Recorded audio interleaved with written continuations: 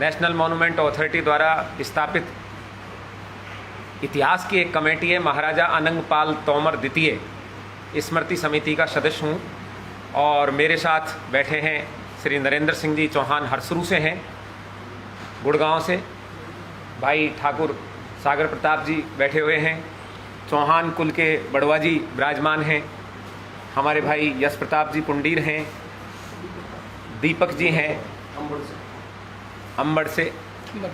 पूरे विषय पर चर्चा करने से पहले, विषय आपको पता है कि आजकल क्या हो रहा है कि सम्राटों के नाम के आगे जातियां लिखी जा रही हैं। सम्राट, महापुरुष, योद्धा भले ही किसी भी जाति में पैदा हों, लेकिन वो पूरे राष्ट्र की थाती होती है, पूरे समाज की थाती होते हैं। लेकिन उनको जब किसी जाति से जोड़ा जाए और वो भी ऐसी जाति से जोड़ा जाए जिससे उनका सीधा कोई संबंध नहीं हो, तो फिर सबको दर्द होता है। ये विषय है। इस विषय को समझने से पहले मैं निवेदन करूंगा एडवोकेट भाई मनोज जी राणा को, जो देहरादून से पधारे हुए हैं और सहारनपुर से के रहने वाले हैं। थोड़ा साइड प्रोजेक्टर चल रहा है, थोड़ा पहले तरफ। ये आपको पीपीटी के माध्यम से ये बताएंगे कि आखिर ये गुर्जर देश है या गुर्जर जाति है। आखिर क्या ये चक्कर है कि हमको बार बार गुर्जर शब्द को देखकर भ्रमित होते हैं कि ये किसी जाति सूचक है, किसी सम्राट का, जैसे गुर्जर नरेश बोलते हैं, अयोध्या नरेश बोलते हैं। इसी तरीके से किसी प्रांत से संबंधित शब्द है या जाति से संबंधित। तो भाई मनोज जी, आप कृपया 5 मिनट के अंदर पूरी स्लाइड से एक बार आप ये देख लें ताकि ये डॉक्यूमेंट्स दिख जाएंगे, फिर अपन चर्चा करेंगे। जी। सभी उपस्थित महानुभावों को मेरा सादर प्रणाम। मैं एडवोकेट मनोज राणा, देहरादून से, गांव मेरा बेहड़ा सुंदर सिंह, जिला सहारनपुर। आज का जो विषय है, बड़े भाई राजेंद्र सिंह जी नरूका बसेठ ने आपको बता दिया है। मुद्दा वही रहता है कि आज जो जितने भी हमारे क्षत्रिय कुल के हमारे पूर्वज महान राजा हैं, उन पर किसी जाति विशेष का जो है एक लेबल लगाने का प्रयास, दुष्प्रयास करें, वो होता है। अबे हमें सिर्फ ये कहना है कि जो आदमी ये बात कह रहा है कि कई हमारे इतिहास के साक्ष्यों में उन्हें जो है वर्ड शब्द समझिए, शब्द आपके सामने भी है, गुर्जर देश, गुर्जर, और जो जाति है वो है गुर्जर। थोड़ा सा इसको भेद को समझे आप, गुर्जर देश और गुर्जर जाति। गुर्जर जो देश है वो स्थान सूचक है, गुर्जर जो है वो जाति सूचक। वो कैसे है वो आपको जो इस पीपीटी के माध्यम से मैं बता रहा हूं। आप ये देखिए कि शब्द गुर्जर एक भौगोलिक अर्थ को दर्शाता है, जैसा कि इसके उपयोग के शुरुआती दिनों में यानी 7वीं शताब्दी के बाद से विभिन्न शिलालेख, हम नहीं कह रहे, जो शिलालेख उपलब्ध है जिनके ऊपर इतिहास लिखा जाता है और इतिहासकार शोध करके जो है उसको ये बताते हैं कि क्या है। उन शिलालेखों में गुर्जर देश को स्थान सूचक बताया, जाति सूचक कहीं नहीं लिखा गया। आपको और भी है, जैसे इंपीरियल प्रतिहारों का mix, bust of mix of Pratihar, उनके बारे में लिखा है, के.एन. मुंशी जी ने लिखा है, ओझा जी ने लिखा है, शांता कुमारी जी ने लिखा है। सब इतिहासकारों ने स्थान सूचक बताया है, गुर्जर को किसी भी जाति सूचक नहीं बताया। इसमें आप जो है इसमें कोई भी आप देखिए जितने साक्ष्य हम दे रहे हैं, मुगेटी मंदिर एल्कोल शिलालेख का जो है 634-635 एडी के अभिव्यक्ति में लाठ मालवा गुर्जर में पुलकेशिन सिंह को सामने आत्मसात करने वाले शासक का उल्लेख है, उनका क्षेत्रों द्वारा किया गया जिन पर शासन किया था। आप ये देखिए, शासन किया था। अभी आप कोई चीज अगर कह रहे हैं, जैसे मैंने बड़े भाई का नाम लिया राजेंद्र सिंह जी नरूका बसेठ, बसेठ उनकी जाति नहीं है।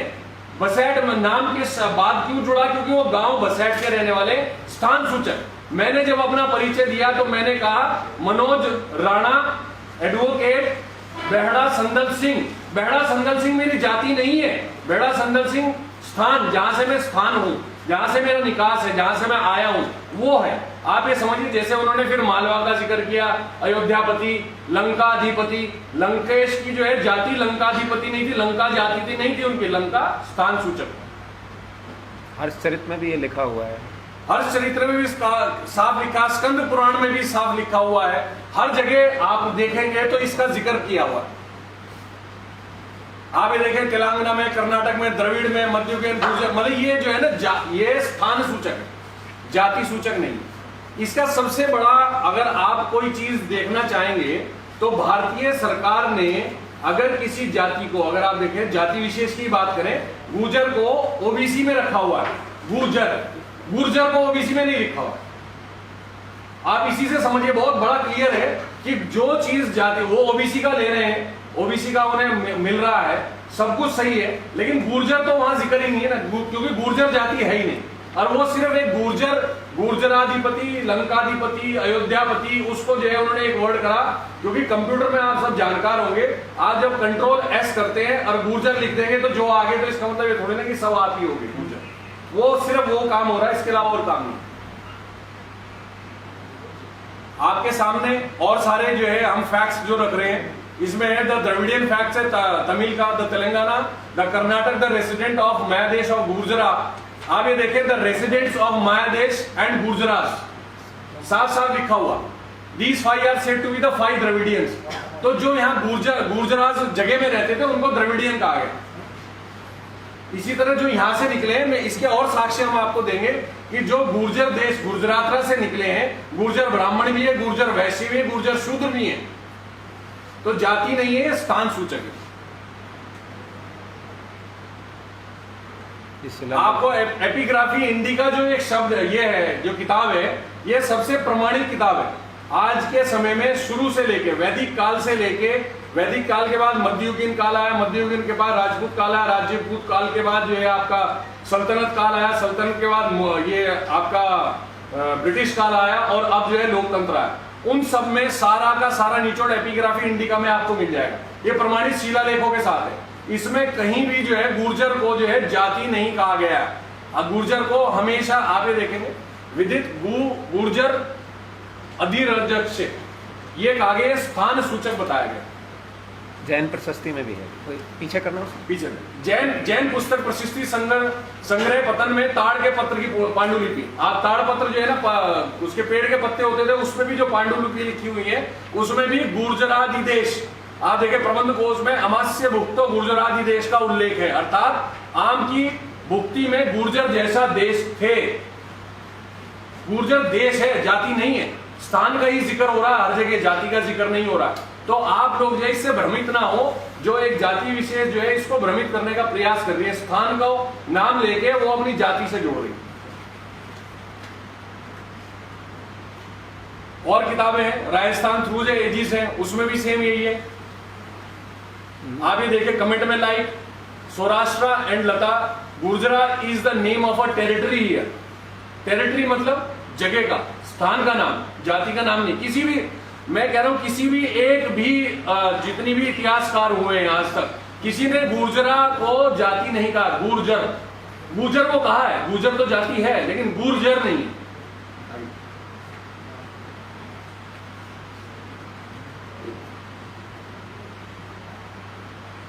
आप हर जगह देखेंगे, आप ना काशी का है, कौशल का है, कर्नाटक का है, गुर्जरा, कोल, केरला, पांड्या, सबको जो है जगह, स्थान का नाम, ये कहीं जाति का नाम नहीं। ये जो आपके सामने साक्ष्य दिए जा रहे हैं, ये साक्ष्य प्रमाणित साक्ष्य है, जो शिलालेख उपलब्ध है। ये आपको दिए भी जाएंगे, ये आपको हम प्रोवाइड भी कर देंगे, प्रेस नोट के साथ सारे डॉक्यूमेंट्स दिए जाएंगे। ये कुमार पत्रा जो है, ये भी साउथ का जो है शिलालेख है, उसमें भी इसको जो है गुर्जर को जो है जगह बताया गया, कहीं भी जो है जाति नहीं बताया गया।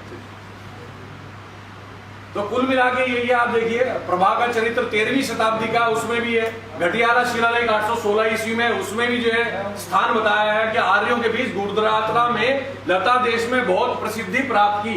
अब जाति में तो प्रसिद्धि नहीं प्राप्त कर सकते ना, मतलब उस स्थान में रहते हुए प्रसिद्धि प्राप्त करी। तो गुर्जरा जो है, गुर्जरा जो है स्थान का है, जाति का नहीं। भोजदेव एक दौलतपुर प्लेट में 843 एडी में भी उनका जिक्र है। सोमदेव सूरी के यस्तलिक चंपू में 1959 एडी में भी स्थान का जिक्र है, जाति का कहीं जिक्र नहीं। आप इंपीरियल प्रतिहार सूर्यवंश ऑथेंटिक किताब है, उसमें भी उन्होंने साफ साफ लिखा है। आपका के.एन. मुंशी जी जो है, शांता रानी शर्मा है जिन्होंने ग्लोरी दैट वाज गुर्जरा देश, उन्होंने लिखा है, के.एन. मुंशी जी ने ग्लोरी दैट वाज गुर्जरा देश। के.एन. मुंशी जी बहुत बड़े इतिहासकार हैं हमारे भारत के। शांता रानी शर्मा ने जो अपना थीसिस जिसमें पीएचडी करी, उन्होंने पीएचडी पे उन्होंने लिखा origin the rise of imperial Pratihara of Rajasthan, translation, transaction and historical changes में साफ साफ उन्होंने लिखा है कि गुर्जर और आज की गुर्जर जाति का कोई भी कहीं से दूर दूर तक कोई रिश्ता नहीं है। गुर्जर जाति है, गुर्जर जो है स्थान सूचक। ये आपको सारे हम जो साक्ष्य दिए, 19 के ये 26 साक्ष्य जो है, ये सारे वो साक्ष्य हैं जो स्थान बताते हैं, जाति किसी को नहीं बताते। ये अभी तो ये चीज आपको हमने ये कराया है कि ये जाति का जो झगड़ा चल रहा है, हम ये कहते हैं गुर्जर जाति है, हम भी मानते हैं, वो भी मानते हैं। हमारा सिर्फ झगड़ा ये है कि गुर्जर जो स्थान विशेष है उसको वो जाति में ना तब्दील कर। हमारा मुद्दा सिर्फ ये कि गुर्जर नाम को लेके उसको अपनी जाति में मिला के ये ना कहें कि साहब ये था। अब आप बहुत छोटा सा ये आपको उदाहरण देता हूं मैं कि अगर हम ये कहें, वो ये कहते हैं साहब हम क्षत्रिय हैं या कैसे थे या नहीं थे, इस मुद्दे को देखें कि दूध से जो है पनीर बन जाएगा, दूध से मक्खन बन जाएगा, दूध से घी बन जाएगा। आप ये बताइए क्या घी से आप दोबारा जो है दूध बना सकते हैं? पनीर से दूध बना सकते हैं, मक्खन से दूध बना सकते हैं। क्षत्रिय से अन्य जाति हुई होंगी, हम मना नहीं कर रहे हैं, लेकिन उन जातियों से क्षत्रिय हुए ये तो संभव ही नहीं है। तो ये सब इसी तरह से है। आप इस चीज को बड़ा क्लियरली समझें कि गुर्जर जाति है, गुर्जर जो है स्थान सूचक। थोड़ा पार्ट ऑफ आज का गुजरात और उस समय थोड़ा पार्ट राजस्थान का गुर्जरात्रा, गुर्जरात्रा जो है वो जगह थी और उस पर जिन्होंने राज्य किया उन्हें गुर्जराधिपति कहा गया है। वो जाति सूचक नहीं था। अगर जाति सूचक होता तो क्या किसी भी उसमें आप देखिए क्षत्रिय में राम जी थे, कृष्ण जी थे, उनके सामने कोई लिखा गया जाति सूचक? या मान लो लंकाधिपति है, क्या उन्होंने लिखा ब्राह्मणाधिपति? अपनी जाति का अधिपति लिखा क्या किसी ने? किसी ने भी नहीं लिखा। तो गुर्जराधिपति कैसे लिख देंगे? और इसके अलावा हम और अन्य साक्ष्य भी आपको देंगे कि जो जिनके बारे में कहा जा रहा है गुर्जराधिपति मिहिर भोज जी प्रतिहार, उन्होंने तो लड़ाई ही जो है गुर्जर से लड़ी थी। अब ये जब इनके खुद के इतिहासकार जो गुर्जर जाति के इतिहासकार हैं, उसमें डॉक्टर सुशील भाटी जी जो है बड़े नामी इतिहासकार हैं जो गुर्जर जाति से आते हैं, उन्होंने खुद को अपने आप को विदेशी बताया, शक और हूण की संतान बताया। अगर शक और हूण की संतान है तो इसका मतलब बाहर से आए। और ये जिनके बारे में कह रहे हैं मिहिर भोज प्रतिहार, प्रतिहार मतलब कि रक्षक। अगर आप इसका जो है शाब्दिक अर्थ देखेंगे, प्रतिहार मतलब रक्षक, जो बाहर से आक्रमण कर रहा है और उसका जो रक्षण कर रहा है भारत देश का, तो वो प्रतिहार। शक और हूण के खिलाफ तो उन्होंने लड़ाई लड़ी है। तो मेरा कहना सिर्फ यही है, ये प्रतिहार वंश के कुछ अन्य प्रमाण है जो आपको दे दिए हैं। इसको बाद में कर देंगे। इसके बाद मैं आज जो हम विषय लेंगे, मेरा आपसे निवेदन ये रहेगा, आप जो भी सवाल पूछना चाहें आप सवाल पूछें, ब्रीफिंग कर देंगे। आ जाइए, इधर आ जाइए।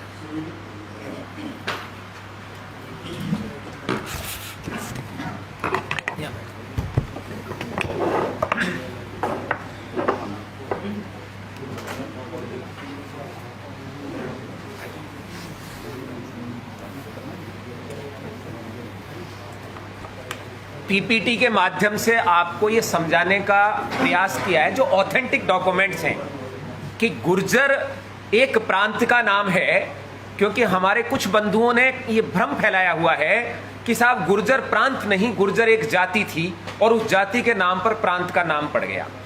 स्कंध पुराण में गुर्जर प्रांत है।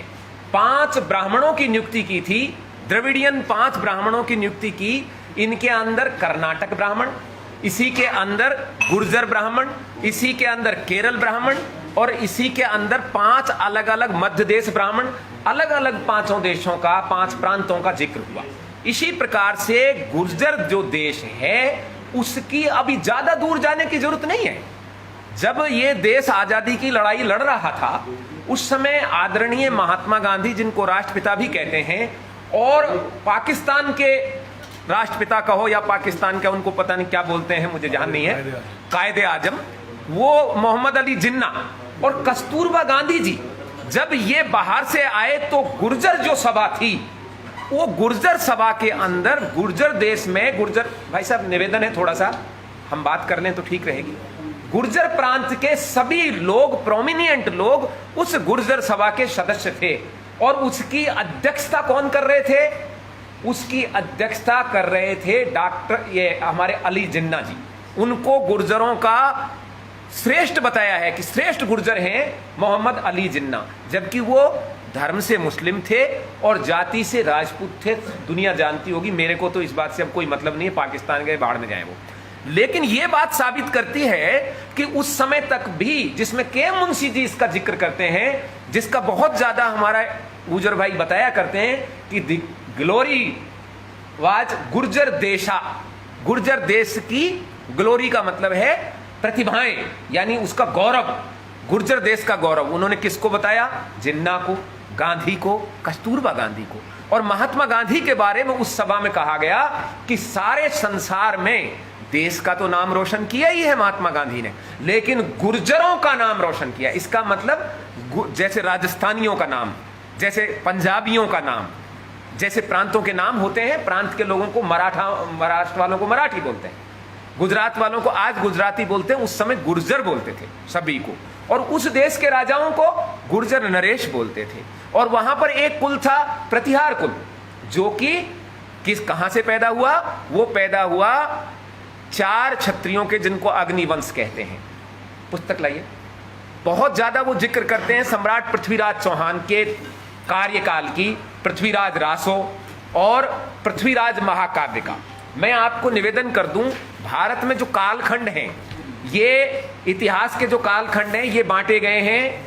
सबसे पहले वैदिक काल आता है, यहां तक किसी को कोई डाउट नहीं, वैदिक काल आता है। इसके बाद महाकाव्य काल आता है, जिसमें रामायण और महाभारत दोनों का महाकाव्य काल है। और इसके बाद आता है प्राचीन काल, जिसमें भगवान बुद्ध, जैन, मौर्य वंश, गुप्त वंश और शुंग तक का कार्यकाल को प्राचीन भारत का इतिहास कहा जाता है। लेकिन उसके बाद जो कालखंड है उसका नाम क्या है? राजपुत्र कालखंड, राजपूत कालखंड। राजपूत कालखंड कब से आता है? सम्राट हर्षवर्धन से लेकर सम्राट पृथ्वीराज चौहान तृतीय तक, जिसको हम कह सकते हैं कि 7वीं शताब्दी से लेकर 12वीं शताब्दी के एंड यानी 1192 तक के काल को। ये क्या हुआ? पूरा जितने भी काल हैं, चाहे वैदिक काल हो, महाकाव्य काल हो, प्राचीन काल हो, वो क्षत्रिय राजाओं के कार्यकाल हैं और क्षत्रिय काल हैं। फिर अचानक 7वीं से 12वीं सदी के काल को राजपूत कालखंड क्यों कहा गया? ये आपके और हमारे सबके जहन में विषय उठता है और इतिहास के विद्यार्थी इस पर शोध करते हैं। राजपूत जाति की उत्पत्ति के बारे में विदेशियों के अपने तर्क और कुतर्क हैं और भारतीय इतिहासकारों के अपने तर्क और कुतर्क हैं। दोनों के ही अपने अपने तर्क हैं, लेकिन सबसे ऑथेंटिक जो बात मानी जाती है वो मानी जाती है कि भारतीय राजपुत्र वर्ग जो है वो प्राचीन भारतीय क्षत्रिय राजवंशों के ही वंशज हैं। लेकिन इनको राजपूत क्यों कहा गया? इसके लिए हमको पृथ्वीराज रासो में जाना पड़ेगा। पृथ्वीराज रासो में राजपुत्रों की उत्पत्ति के बारे में एक मत दिया गया है और वो मत ये है कि जब भगवान बुद्ध राजकुमार सिद्धार्थ से भगवान बुद्ध बन गए और जब उनका मत प्रचलित हुआ, क्योंकि वो मध्यम मार्ग था इसलिए बहुत लोकप्रिय हुआ। और उस लोकप्रिय में सबसे पहले ज्यादातर राजवंशों ने अपने आप को बौद्ध मत में दीक्षित कर लिया, क्योंकि खुद भगवान बुद्ध सम्राट शुद्धोधन के पुत्र थे, जो कि शाक्य गणराज्य के प्रमुख थे। लिच्छवी वंश के थे महावीर स्वामी। जब ज्यादातर क्षत्रिय राजवंशों ने जैन और बौद्ध मत को स्वीकार कर लिया और ये दोनों ही मत अहिंसा पर आधारित थे, यानी शस्त्र के बजाय केवल मात्र शास्त्र तक की बात करते थे, परिणाम यह हुआ कि विश्व के दूसरे पटल पर इस्लाम का उदय हो गया।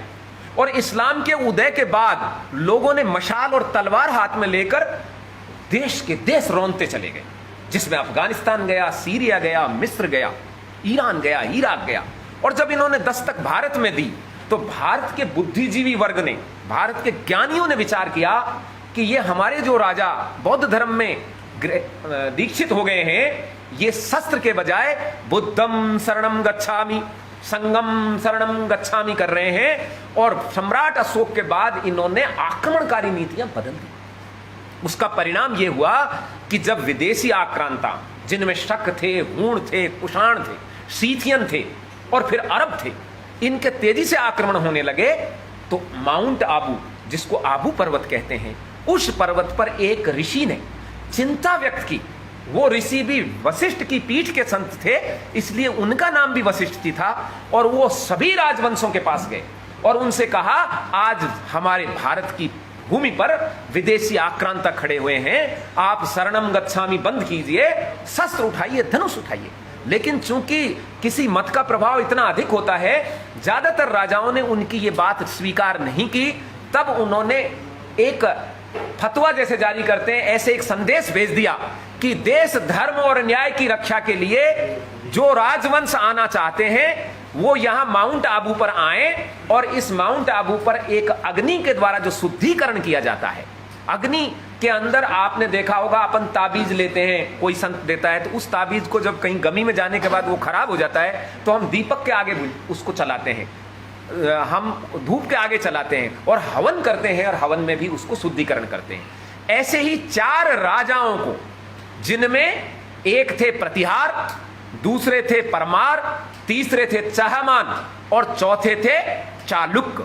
चालुक्य चंद्रवंशी राजाओं में से आए और चौहान, परमार और प्रतिहार सूर्यवंशी राज परिवारों से आए। लेकिन चूंकि उनसे अलग करना था बौद्ध और जैन मत वाले साधुओं से, राजाओं से, तो इन्होंने इनका नाम रख दिया राजपुत्र, क्योंकि राजाओं के पुत्र तो थे ये चारों। तो राजपुत्र नाम से ये राजपूतों की उत्पत्ति यहां से बताई जाती है, पृथ्वीराज रासों के उसमें। ये वाला भाग इनको दे दीजिएगा उसमें से निकाल के, यश प्रताप। अब बात आती है कि पृथ्वीराज रासों में राजपुत्र शब्द आ गया, फिर ये राजपूत कब बन गया? भाई संस्कृत शब्द क्या, पुत्र का हमारी देसी भाषा में पुत्र कहते हैं, हमारे यहां पोता कहते हैं पोत्र को, और पोती कहते हैं पोत्री को, और पितृ को कहते हैं पिता, भ्रातृ को कहते हैं भाई। ऐसा ही है ना देसी भाषा के अंदर। और अब तो आप पंजाब के बॉर्डर पे खड़े हैं, यहां तो पुत्री कहा जाता है ना, पुत्र कहा जाता है या पुत्र कहा जाता है। इसी प्रकार से राजपूत शब्द हिंदी अर्थ है। ये बात हमारे गुजर भाई भी मानते हैं, उन्होंने प्रेस कॉन्फ्रेंस फरीदाबाद में की, उसमें माना कि राजपूत शब्द संस्कृत के राजपुत्र शब्द का पर्यायवाची हिंदी अर्थ शब्द है। तो यहां तो उनमें और हमें कोई मतभेद नहीं है। अब बात आती है कि राजपूत कालखंड 7वीं से 12वीं सदी का है। शक, सीतियन, हूण और कुषाण और अरब, इनको मार भगाने वालों में सम्राट हर्षवर्धन बैस भी थे। सम्राट हर्षवर्धन बैस जब सम्राट बने तो उनके पिता महाराज प्रभाकर जीवित थे। और राजपूतों में एक रिवाज है, क्षत्रियों में, पिता के जीवित, अभी मैंने मेरा नाम बताया था कुंवर राजेंद्र सिंह, पिता के सर पर आशीर्वाद होते समय वो अपने नाम के आगे ठाकुर, राजा, महाराजा, राणा नहीं लगाता, बल्कि राजपुत्र लगाता है, जिसका राजस्थानी भाषा में अर्थ होता है कुंवर। वो लिखता है कुंवर, इससे मतलब पता चलता है कि उसके पिताश्री जीवित हैं। हर्षवर्धन के पिताश्री महाराज प्रभाकर जीवित थे, इसलिए उसने अपना नाम क्या देखा, सम्राट राजपुत्र हर्षवर्धन, ताकि लोगों को ये जानकारी रहे कि सम्राट तो है पर महाराज प्रभाकर का आशीर्वाद अभी इसके ऊपर है। जब कोई राजा प्रसिद्ध होता है तो उसके टाइटल उसके सामंत भी लगाते हैं और उसके समकालीन राजा भी लगाते हैं। ज्यादातर समकालीन सामंत और राजाओं ने फिर अपने नाम के आगे राजपुत्र शब्द लगाना गौरव का प्रतीक समझा, और वहां से राजपुत्र शब्द, चूंकि एक तो अग्निकुंड की उत्पत्ति के कारण राजपुत्र अलग लगा रहे थे, जिससे जैन और बौद्ध जो राजा हैं उनसे वो अलग नजर आए, और दूसरा उन्होंने ये राजपुत्र की उपाधि को लेकर चले तो वो राजपुत्र कालखंड कहलाया। अरब के लोगों पर पुत्र जैसे शब्द नहीं बोले जाते तो वो राजपूत कहने लगे। ये राजपूत कालखंड है जो 7वीं से 12वीं सदी के बीच में है। इस बात को भारत सरकार का नेशनल मॉन्यूमेंट अथॉरिटी NMA है वो भी स्वीकार करता है, और भारत सरकार का जो पुरातत्विक विभाग है, पुरातत्व सर्वेक्षण विभाग, वो भी इस बात को स्वीकार करता है कि 7वीं से 12वीं सदी, और आपने भी बहुत से सभी का इतिहास विषय कंपलसरी तो रहता ही है 10वीं तक 8वीं तक, राजपूत कालखंड जो है 7वीं से 12वीं सदी का है। इसके प्रोमिनिएंट राजा हुए हैं सम्राट मिहिर भोज प्रतिहार। चूंकि उनका राज कन्नौज से लेकर गुर्जर देश तक था, और गुर्जर देश जो है बिल्कुल अरब के नजदीक पड़ता है, उसके बाद अरब सागर आ जाता है, तो गुर्जर के वो प्रतिहार थे, उसके रक्षक थे, इसलिए उनको गुर्जर प्रतिहार सम्राट गुर्जर प्रतिहार बोला जाता है। इसलिए वो गुर्जर देश उनके साथ लगता है, और इसलिए उनको गुर्जर सम्राट भी बोला जाता है स्थानवाचक होने के नाते। और हमें या पूरे देश को इस बात में कभी कोई आपत्ति भी नहीं रही, लेकिन जब इस शब्द को स्थानवाचक से लोगों ने जाति मान लिया और इस पर ये कहने लगे कि नहीं ये तो जाति से संबंधित है, तब पीड़ा उनको होने लगी जो वास्तव में इस वंश के लोग हैं। राम को सारी दुनिया पूजती है और पूजना भी चाहिए। हर जगह राम के मंदिर हैं, किसी भी मंदिर में यह नहीं लिखा हुआ कि क्षत्रिय श्री राम, बताओ कहीं लिखा है क्या? किसी भी मंदिर में नहीं लिखा हुआ कि क्षत्रिय श्री कृष्ण, किसी भी मंदिर में नहीं है। लेकिन यदि कोई लिख दे कि ब्राह्मण श्री राम, गुजर भाई नहीं, यदि ब्राह्मण भी कोई श्री राम लिखेगा कि ब्राह्मण श्री राम, तो मुझे ही नहीं पूरे देश में हड़कंप मच जाएगा कि राम को जाति में बांध रहे हो। यदि जाति यदि कोई पूछेगा तो बता देंगे सूर्यवंशी क्षत्रिय है, इक्ष्वाकुवंशी क्षत्रिय, सब कह देंगे। लेकिन जाति भी लिखो और वो भी ऐसी लिख दो जो वो है नहीं, तो आपत्ति होगी ना। इसी प्रकार से ये आपत्ति का विषय है कि गुर्जर सम्राट मिहिर भोज को यदि स्थानवाचक लिखते हैं, आप नीचे लिखते हैं कि ये गुर्जर देश तक इनका राज्य था, तो बड़ा अच्छा लगता है। और यही कारण है कि हमारा जो दूसरा पक्ष है वो जब कुतर्क देता है तो वो कहता है कि दिल्ली में मिहिर भोज जी की प्रतिमा लगी और उसमें लिखा सम्राट गुर्जर प्रतिहार मिहिर भोज, आपने आपत्ति नहीं की। क्यों आपत्ति करते? गुर्जर देश के राजा थे, हमने समझा आप वही लिख रहे हैं। फिर मार्ग का नाम रखा गया गुर्जर सम्राट मिहिर भोज महान, कोई आपत्ति नहीं, क्योंकि गुर्जर देश के राजा थे, गुर्जर सम्राट थे।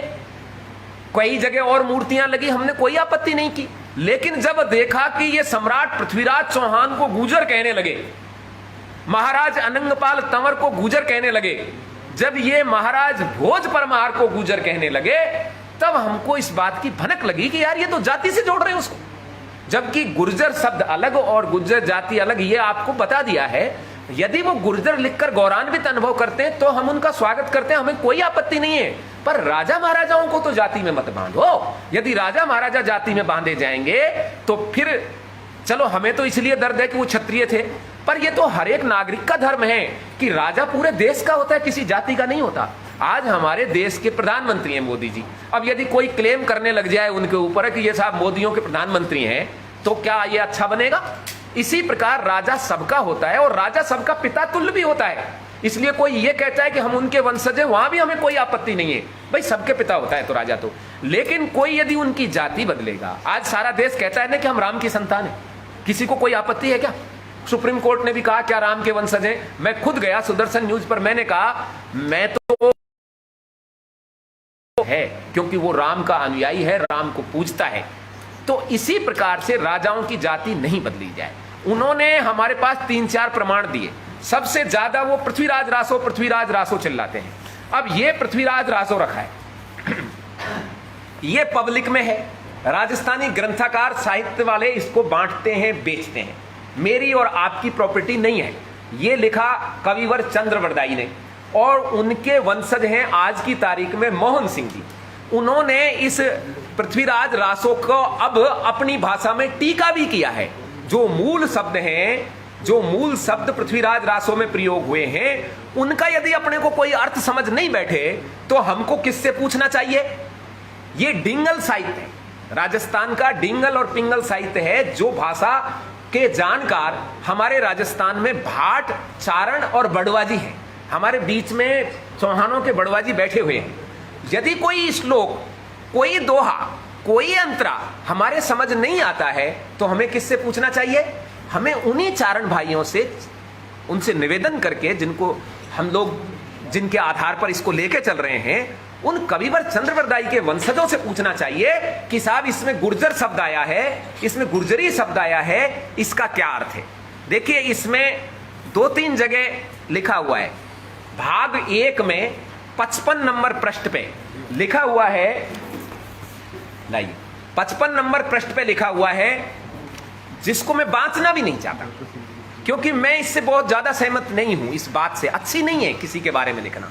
इसमें लिखा हुआ है कि गुजरी के द्वारा बनाई गई रबड़ी भी त्याज्य है, जबकि राजपुत्री राजकन्या द्वारा बनाई गई साधारण जो है दलिया भी, कैसी भी रोटी स्वीकार कर लेनी चाहिए। ये मैं नहीं कह रहा, कविवर चंद्रवरदाई कह रहे हैं।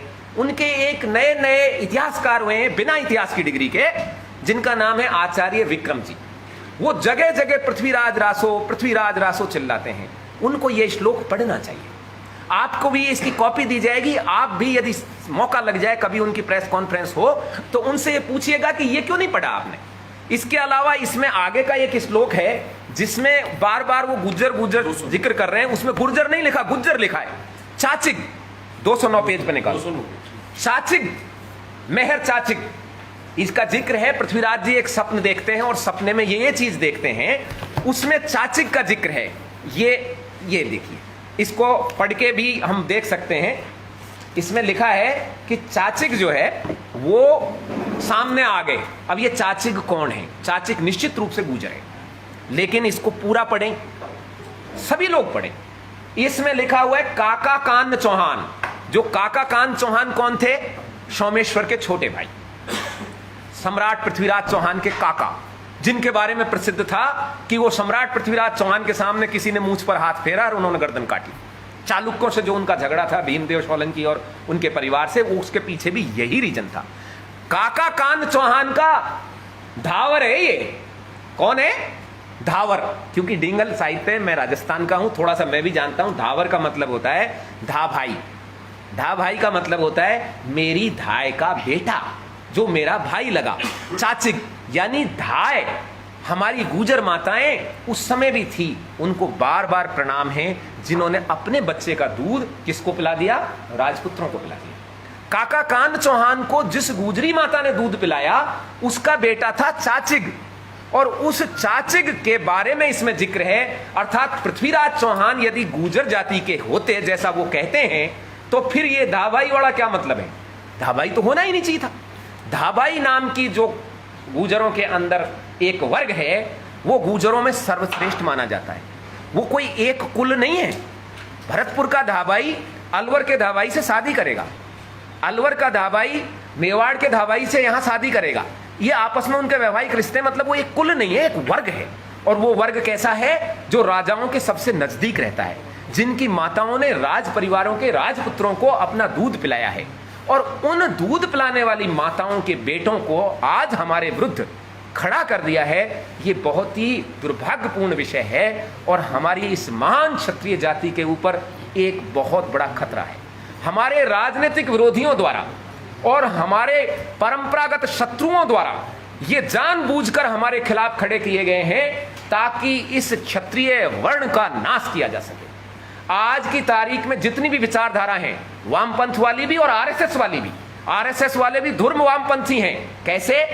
देखिए, समलैंगिकता को स्वीकार आरएसएस के प्रभाव वाले कोर्ट ने किया है। लिव इन रिलेशनशिप की मान्यता आज के इस सरकार में मिली है। तो ये तो वामपंथियों के भी बाप है। वामपंथ के मामले में वामपंथियों ने कचरा किया, राजपूतों की उत्पत्ति सबसे ज्यादा जोर दिया विदेशियों द्वारा। और बार बार लिखा कि कर्नल टाड ने लिखा है कि शक, हूण, कुषाण और खजर जाति, जिसको लोग गुजरों से भी जोड़ते हैं, ये घोड़े की पूजा करते हैं और राजपुत्र जाति भी घोड़े की पूजा करती है। ये शस्त्रों की पूजा करते हैं और राजपूत जाति भी शस्त्रों की पूजा करती है। ये सूर्य की पूजा करते हैं और राजपूत जाति भी सूर्य की पूजा करते हैं। तो साहब राजपूत विदेशी हैं, ऐसा उन्होंने अनुमान लगा लिया। लेकिन हमारे यहाँ के भारतीय इतिहासकार ओझा जी और उन सहित जितने भी इतिहासकार हैं, उन्होंने इस बात को सिरे से खंडन किया कि घोड़े की पूजा तो राम भी करते थे, घोड़े की पूजा तो क्षत्रियों में प्राचीन काल से चली आई है। तो घोड़े की पूजा, सूर्य चंद्र की पूजा और शस्त्र की पूजा ये बात साबित नहीं करती कि राजपुत्र विदेशी हैं, बल्कि ये तो ये बात साबित करती है कि शक, सीतियन, हूण, कुषाण भी इनकी पूजा करते हैं। इससे